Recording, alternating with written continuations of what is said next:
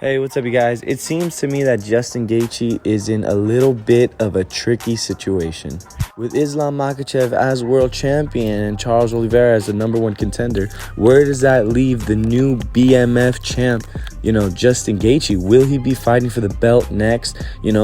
Will he have to sit out for a year plus? We're going to go ahead and break that all down, you guys. Please, you guys, like the video, comment down below, and subscribe. One thing that I definitely do want to mention is that Justin Gaethje is a person who, whenever he, leans towards a direction of a fight, that is usually how it plans out for him and how it pans out for his career. I can say, honestly, we've seen constant examples of this, all throughout his career. Like when he says, you know what, I'm going to sit out and wait for my title shot. Like when he fought Charles Oliveira a couple years back.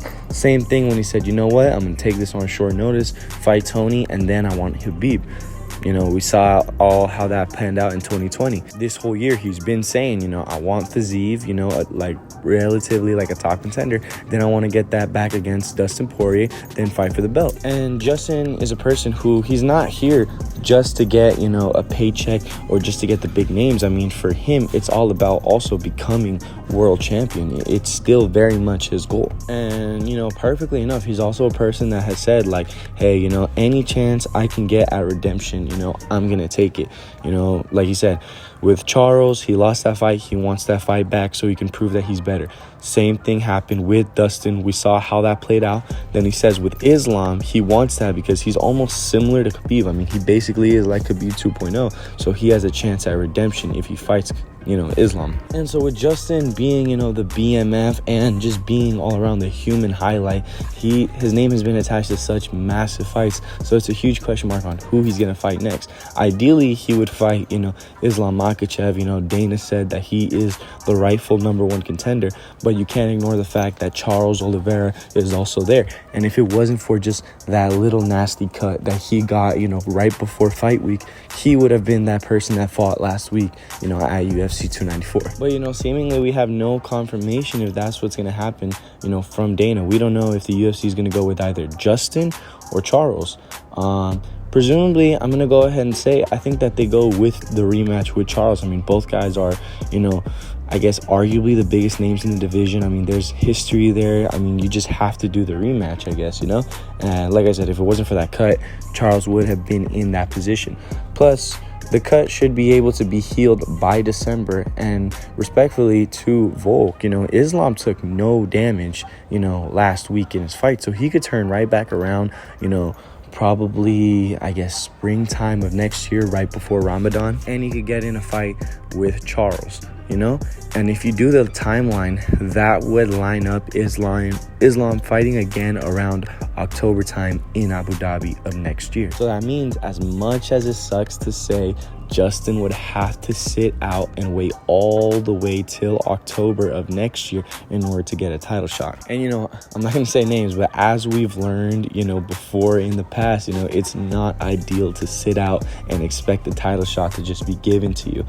Most Dana and the UFC want guys who want to be active, and from him fighting in July and then fighting all the way till October of next year, that's like more than a year, almost a year and a half layoff, And, Justin's 36, he'll probably be around 37 at that time, almost exiting his prime. It's just at lightweight, that's not an ideal situation for him at all. But there is a solution, and that name is Max Holloway. For the longest time, I mean, fans have been, clasping, and just matchmaking, whatever you want to call it, dreaming of a fight between Max Holloway and Justin Gaethje. I mean, that's pure violence. We all know what Max is going to bring, and we all know what Justin's going to bring. The problem is the weight.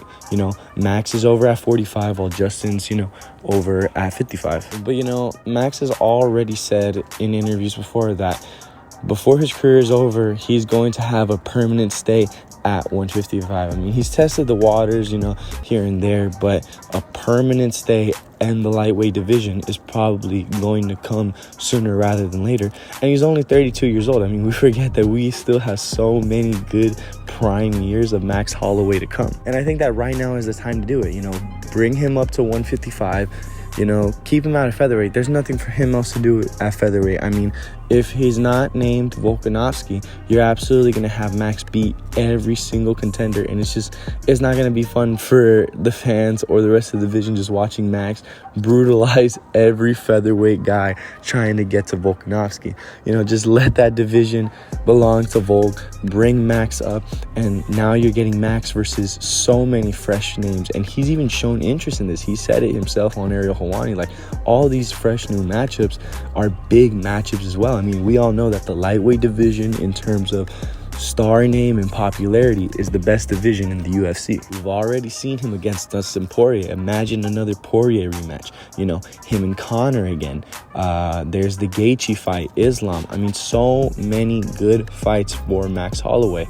And so earlier this weekend, he tweeted out to Justin saying that if you don't want to wait that long, I'm here, you know, let's do it for the BMF belt. And, you know, Justin did respond. He was like, you know, I don't want to fight Max just because he's such a nice guy. You know, I don't want to, you know, have to punch that guy in the face, but, you know, I will if I have to. The thing is, with him saying that, is, you know, it's all because we know Max Holloway is a family guy, such a good dude. But, you know, at the end of the day, competition's competition. And I feel like this is the perfect step for the UFC to do. You're putting Justin Gaethje busy, giving him, you know, another big name fight.